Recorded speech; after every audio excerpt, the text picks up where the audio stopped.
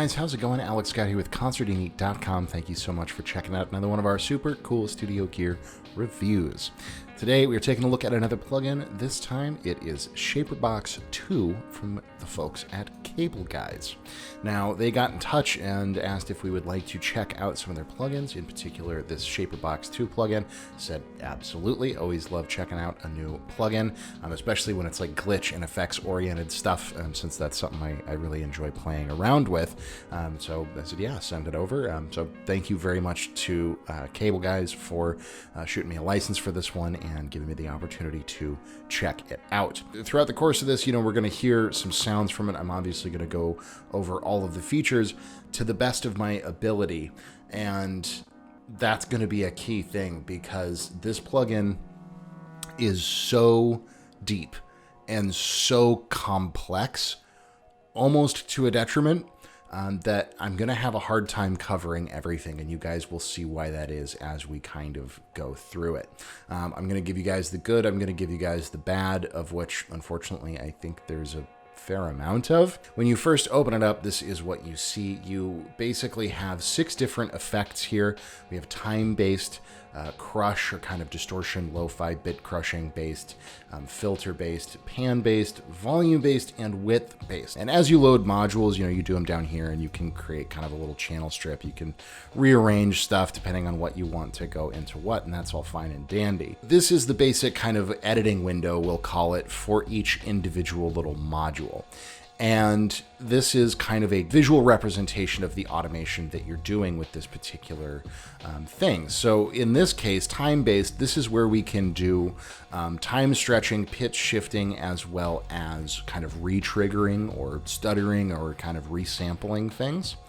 Now, we do have a variety of little kind of presets down here, and these are actually going to be the best way where I can show you kind of what this does. So just for example, we have whole different categories, and they all have different shapes.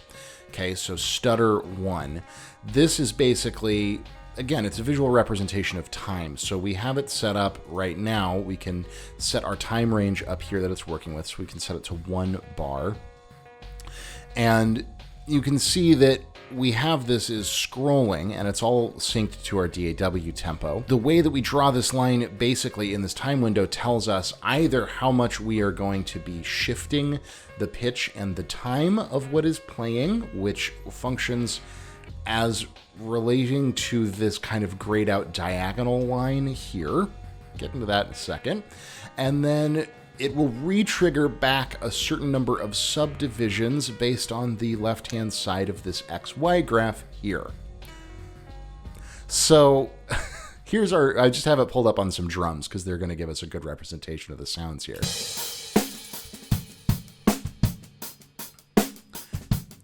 That's our standard drum loop. Now, just clicking on this first kind of little mini preset here, which is called Stutter 2, what it's going to do is it's going to play for 2 beats, and then it's going to jump. You can see -2/4. It's going to jump back 2 beats and re-trigger.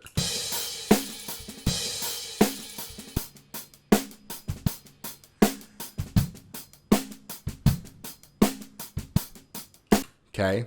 Now, as we start to make this more complex, it's going to start to chop and re-trigger even more.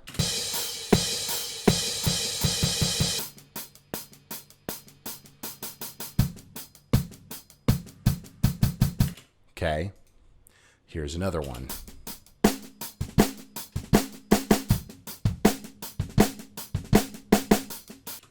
So that's all that, that's pretty cool. That's pretty handy. And it's incredibly complicated to explain, but I think now that you guys are seeing and hearing it, you kind of get the gist of what this is doing, and that's all fine and dandy. And I'm going to say some of the things I'm about to say a lot throughout the course of this video, and I'm going to try to not let this video get too long. While it's a cool concept, I think that this interface is insanely complex because they're trying to make it do so much. Just within this one, we can also do stuff with pitch.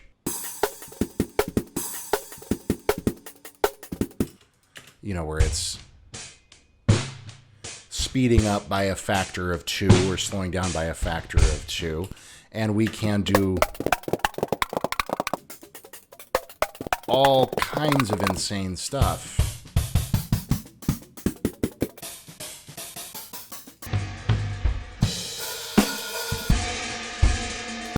We can also even do some reversing type stuff.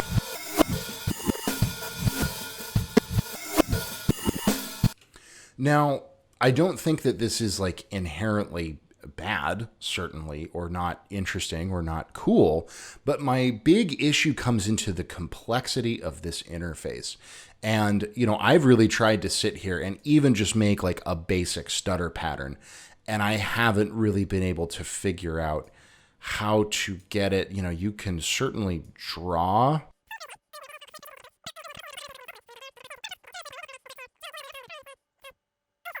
It's taking quite a long time. It feels a little bit overly complicated, and all I've accomplished in a minute is that.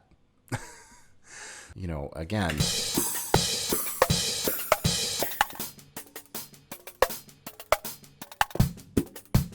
and that's a cool sound. I'm not saying that's not a cool sound, certainly.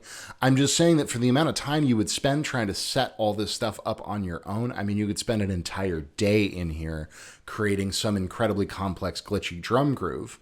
And that's great, but then that also kind of brings me to my second point is I don't know how necessary I personally feel like this is. I love glitchy effects. I have done quite a bit of like downtempo and EDM production in my day. It's something I do fairly frequently, and I love using glitch-based stuff.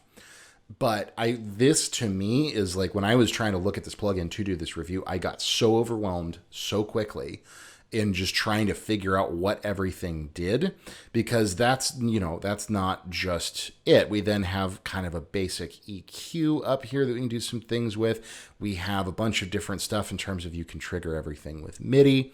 And this is just one of the modules. Of course, we have all of our editing tools here to kind of create our lines and stuff.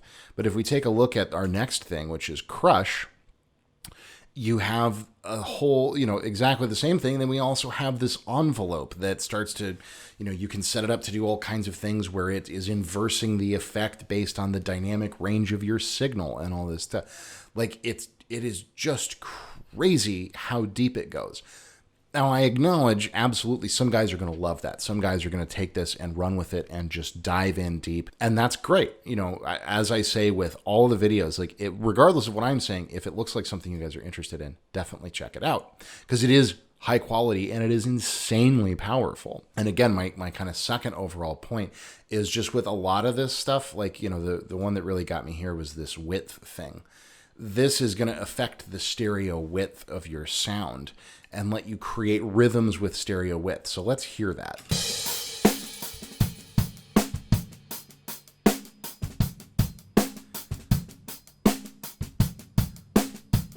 So you can see we now have an effect where on the offbeat eighths, the sound is wide and then it's mono.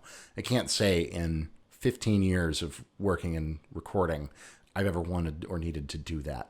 And I've done some pretty wild projects with sound design for video games and all kinds of stuff. I can't say I've ever felt like I needed to create an incredibly complex pattern of stereo to mono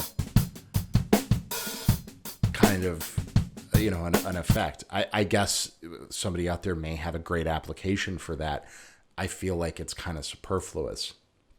And then of course, we can do panning and everything with panning. I've never thought panning could get this complex and we'd have envelopes where it's swinging things around. We can go in here and we can get a panning rhythm going on and we can turn on the envelope and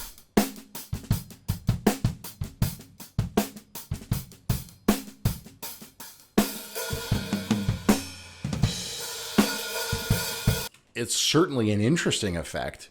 But I can't think of a possible place, any place in any of my productions where I would ever really use that. I mean, maybe for like a fill or a transition, but then we get into you spend all this time doing all this crazy stuff only to render it down so that your sound is going to have this effect or this pattern for like 1 bar or 2 bars out of a song or a tiny little section. I struggle with that. Now, the flip side to all of this is that whereas you're trying to build it yourself, There's some shortcuts, you know, again, I find myself using these little kind of presets down here in each module a ton, because that does at least let you get into a sound of some kind pretty quickly, which is really nice. You know, I do appreciate that they've included that, so we can just kind of click on some random stuff here.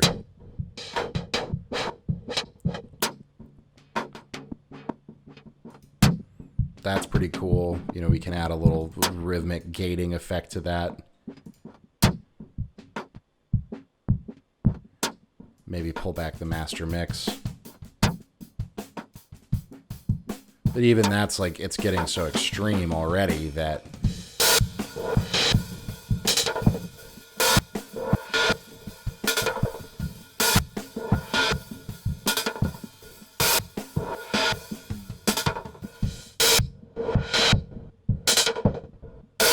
you know, that's pretty cool, and I was able to put it together pretty quickly. Beyond these kind of little mini presets, they do have, and this is the saving grace of this plugin for me, they do have an excellent library of presets that comes with it as soon as you install it, and beyond that, they do have a preset cloud. Now, this is really where it gets a little bit more fun for me, because I can just kind of go through, and they all have fun names. Stutterama.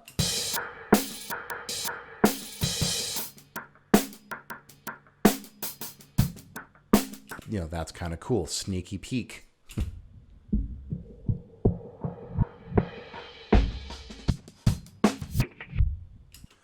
Break it down.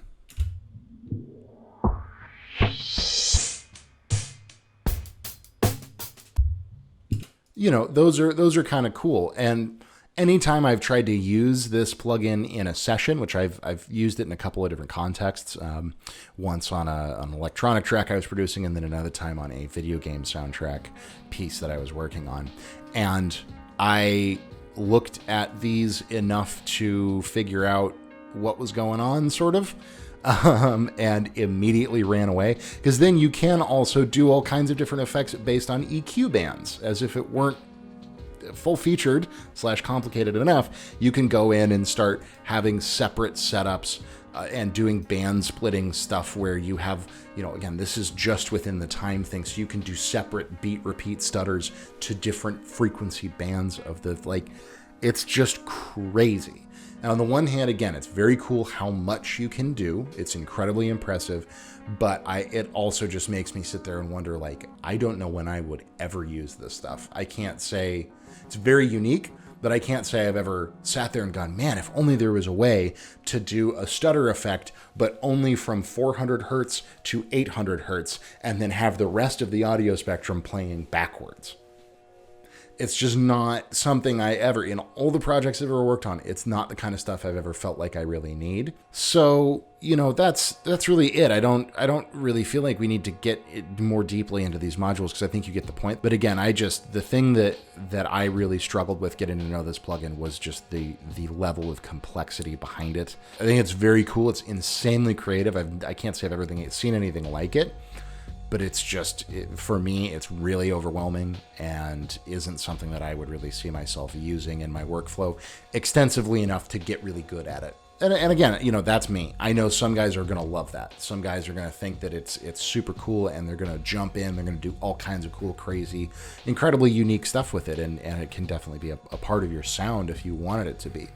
But at the end of the day, I feel like it's a little bit too much for me. If it seems like your bag, check it out. You know, it could be awesome for you, but it's really not something I see myself using, particularly in the future. But again, thank you very much to Cableguys for sending me the license and letting me check it out. I do really, really appreciate it. I'm not trying to knock you guys. I'm sure you worked insanely hard on this, and that's, you know, awesome. Just because it's not something for my workflow doesn't mean it sucks or anything like that. I'm sure for a lot of guys out there, it'll be very, very cool. In any case, what do you guys think of what you're seeing in this plugin? What do you think of plugins like this that are a little bit more complex? They're kind of whole little editing worlds in their own. If you have any glitch plugins or other plugins that kind of work like this that you really enjoy, or if you just enjoy this kind of plugin in your workflow in general, let me know in the comments down below. I'd love to chat about it. But again, my name is Alex Scott with Consordini.com. Thank you guys so much for watching. If you haven't yet subscribed, please do so. Hit the notification bell, like, share the video. That would all seriously help us out. But we will see you in the next video.